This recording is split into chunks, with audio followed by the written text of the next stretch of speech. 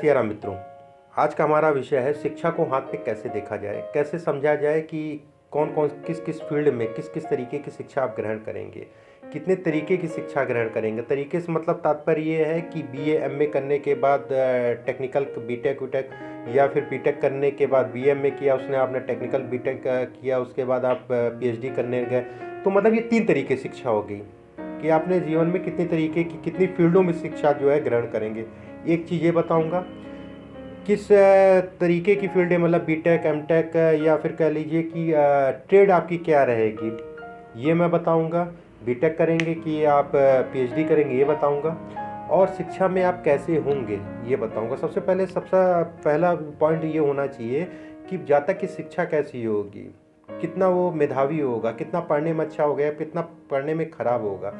ये सारी चीज़ें माता पिता बच्चों के हाथ देख के भी पता लगा सकते हैं कि बच्चा हमारा किस तरीके की शिक्षा ग्रहण करेगा और कितनी शिक्षा ग्रहण करेगा, कैसा होगा। चलिए सबसे पहले समझते हैं कि बच्चे की शिक्षा कैसी होगी। इस बिंदु को हम सबसे पहले लेते हैं। सबसे पहले ध्यान रखिए कि गुरु की उंगली है, जैसे हम कहते हैं गुरु का पर्वत, ये उंगली गुरु की है। गुरु की उंगली जो है अगर थोड़ा सा शनि की तरफ झुकी हुई है तो ज़्यादा अच्छा होता है, बेहतर होता है शिक्षा ग्रहण करने के लिए, विद्यार्थियों के लिए। अब ये पर्वत अगर सामान्य उठा हुआ है, बहुत ज़्यादा नहीं उठा हुआ है और बहुत ज़्यादा दबा नहीं है, सामान्य उठा हुआ है, तो ये शिक्षा के लिए अच्छा संकेत है कि जातक शिक्षा में अच्छा होगा। दूसरा संकेत क्या है? बुद्ध की उंगली, ये बुद्ध की उंगली है। इस पे जाल बहुत ज़्यादा ना हो, भले 1-2 रेखाएं खड़ी खड़ी हों, जाल नहीं हो, और एक रेखा ऐसे करके आपकी आ रही है, ये बहुत अच्छी निशानी है शिक्षा के लिए।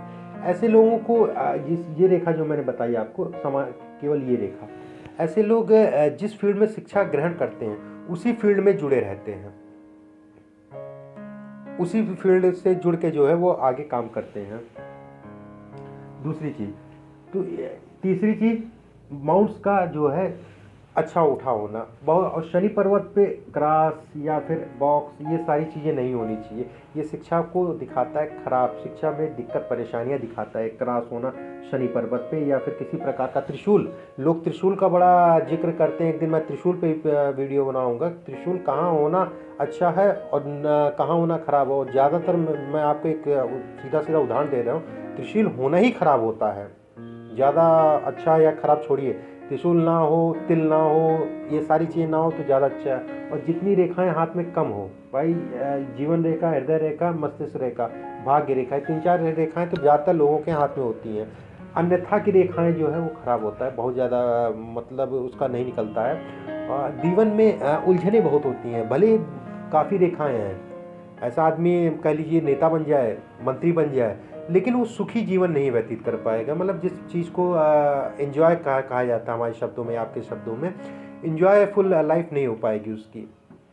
इसके बाद एक रेखा जो है आपकी अच्छी शिक्षा की निशानी, एक रेखा आपकी जो है मस्तिष्क से जो है गुरु पर्वत की तरफ जा रही है। ये भी बच्चे को काबिलियत दिखाती बच्चे को, शिक्षा में की तरफ जागरूकता दिखाती है।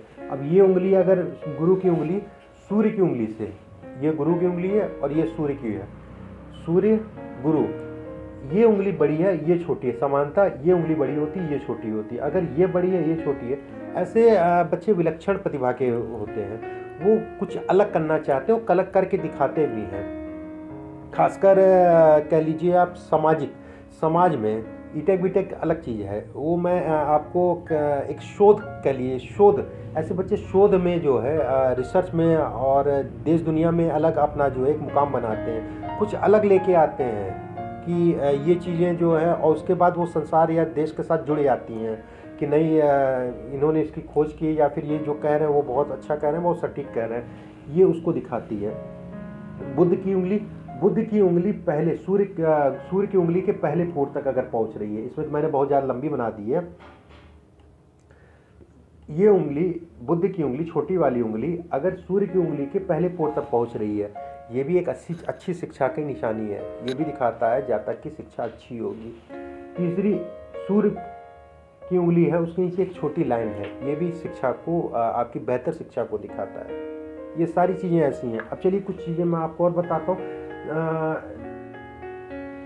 कि किस तरीके से आप देखेंगे कि टेक्निकल में जाएंगे या फिर आप MBA करेंगे या फिर आप कह लीजिए PhD करेंगे या फिर आप केवल जो है सामान्यतः ही जो है आप BA MA ही करेंगे।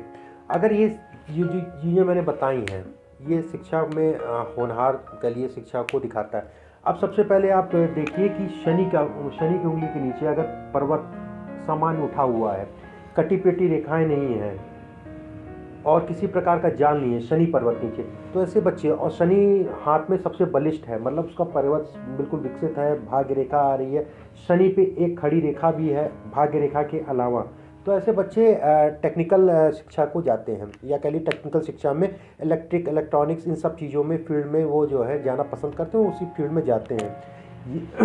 ये शनि के नीचे का अगर पर्वत सामान्य है, भाग्य रेखा यहाँ तक जा रही है और भाग्य रेखा के साथ एक छोटी रेखा भी वहाँ पर, और कटिंग पिटिंग नहीं होनी चाहिए, क्रॉस नहीं होना, तिल नहीं होना चाहिए, त्रिशूल नहीं होना चाहिए, तो ये एक ये दिखाया जाएगा बच्चा टेक्निकल शिक्षा में जाएगा।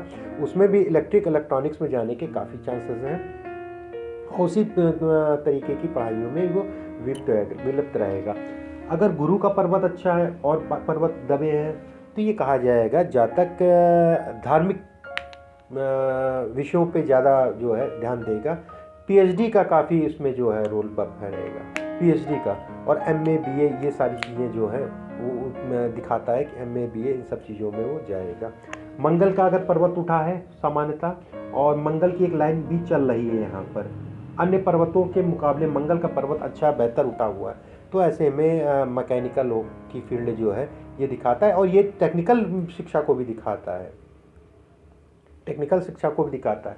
इस तरीके से हम जान सकते हैं, अगर ये मान लीजिए कि सूर्य का पर्वत है और सूर्य का पर्वत शनि की तरफ खिसका हुआ है, मतलब ये वाला पर्वत हम लोग, ये वाला पर्वत, यहाँ पर्वत होते हैं माउंट, और शनि तब खिसक गया है, तो ऐसे में दिखाया जाता है जुडिशरी, मतलब कि वकालत कह लीजिए या फिर कह लीजिए आप जज, इन सब फील्ड के लिए ही ये जो है दिखाता है।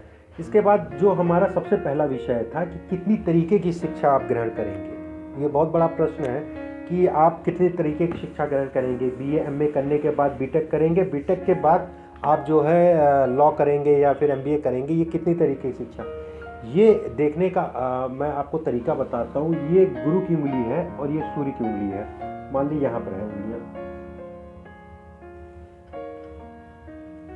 ये गुरु की उंगली है ये वाली और ये सूर्य की उंगली है। इस दोनों उंगलियों के बीच में रेखाएं आती हैं,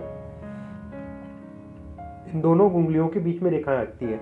अगर केवल एक रेखा है, मतलब यहाँ पर ये तो उंगली थोड़ा चिपक गई है, मैंने बनाई है, आपको मैं बाहर बताऊं तो यहाँ पर एक रेखा है, तो जातक जो है BA MA MSc ये सारी डिग्री ही लेगा।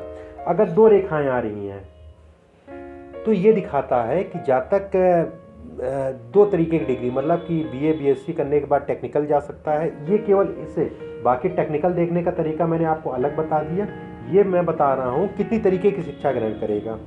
तो BA MA के बाद दो रेखाएं, BA MA के बाद किसी प्रकार के टेक्निकल शिक्षा में आएगा, मतलब दो तरीके, दो तरफ जो है वो शिक्षा ग्रहण करेगा, ये रेखाएं ये बता रही हैं। अगर तीन रेखाएं हैं तो ये बता रही है कि तीसरी फिर से किसी अन्य फील्ड में वो शिक्षा ग्रहण करेगा, अगर तीन रेखाएं हैं।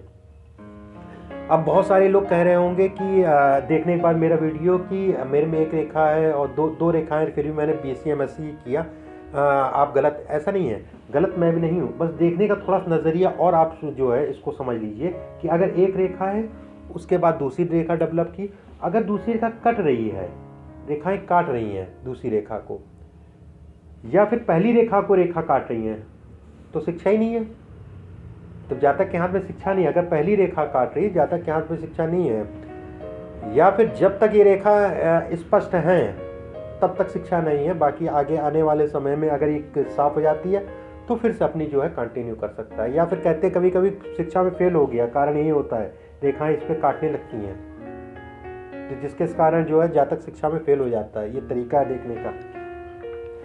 तो सामान्यतः मैंने आपको ये बताया कि आपकी इन दोनों उंगली के बीच में जो रेखाएं आती हैं उसमें जितनी रेखाएं उतनी तरीके के आप जो है शिक्षाओं की तरफ जाएंगे, और शिक्षा अगर रेखा साफ है, कटी फटी नहीं है, तो शिक्षा आपकी पूरी भी होगी और आसानी से पूरी होगी और पढ़ाई को देखने के लिए मैंने आपको ये बताया, गुरु बुद्ध ये रेखाएं बताई, इनके लिए मैंने ये रेखा बताई। इस तरीके से आप समानता आसानी पूर्वक अपने हाथ में शिक्षा को देख सकते हैं कि आप कितने तरीके की शिक्षा ग्रहण करेंगे और आपका बच्चा कैसा रहेगा पढ़ाई में, होनहार होगा, कैसा होगा। और ये सारी चीज़ें अनुभव के आधार पे हैं, पुराने गुरुओं के माध्यम से मिली। और गुरुजी हरदम ये कहा कर सकते थे कि ये रेखाएं बनती और बिगड़ती रहती है शिक्षा की, कर्म आवश्यक है। आप कर्म करिए, शिक्षा की रेखा तो अपने आप बनेगी बिगड़ेगी। आप जब पढ़ने नहीं चाह रहे हैं तो फिर वो इसके बनने ना बनने का कोई विशेष मतलब नहीं है। लेकिन एक चीज़ और ये इसमें समझिएगा, अगर रेखा बन रही है तो जातक कर्म भी करेगा पढ़ने के लिए, ये उसको भी दिखाती है। बस रेखा कटनी नहीं चाहिए, जिस साल कटेगी रेखा कटना स्पष्ट होना नहीं, हल्का सा कट गया नहीं, और टूटी नहीं होनी चाहिए। टूट के निकल रही है ये तो बहुत ख़राब हो गया। अगर रेखा टूट के निकल रही है तो भाग्य को बहुत कमज़ोर बना देता है ये चीज़ें। तो इस तरीके से आप देख सकते हैं कि आपका बच्चा या आप खुद शिक्षा को कैसे ग्रहण करें, किस फील्ड में जाएंगे, कितनी तरीके की आप शिक्षा ग्रहण करेंगे और किस अवस्था में। अवस्था मतलब मान लीजिए आपकी आयु जो है 35 साल है, अचानक कोई रेखा निकलने लग गई, यहाँ से किसी प्रकार की कोई रेखा निकलने लग गई, रेखा निकल रही है, तो वो आप समझ लीजिए कहीं ना कहीं शिक्षा पढ़ना पढ़ाना जो है शुरू होने वाला है दोबारा से। मतलब किसी क्षेत्र में, अब ऐसा नहीं है कि आपको स्कूल ही जाना या फिर कॉलेज या फिर टेक्निकल का, किसी प्रकार से पढ़ना पढ़ाना, लेकिन उसकी जीवन में अनिवार्यता बहुत होगी। ये तरीका है देखने का। अगर आपको मेरा चैनल या मेरी वीडियो अच्छी लगी तो उसको लाइक सब्सक्राइब जरूर कर दिएगा, जिससे मैं निरंतर आपको वीडियो भेजता रहूं और आपके पास आसानी पूर्वक पहुंच जाए। और बेल आइकॉन का निशान जरूर दबाइएगा, जिससे आपके पास जो है मेरे द्वारा भेजी वीडियो संदेश के रूप में आपको मिलती रहे।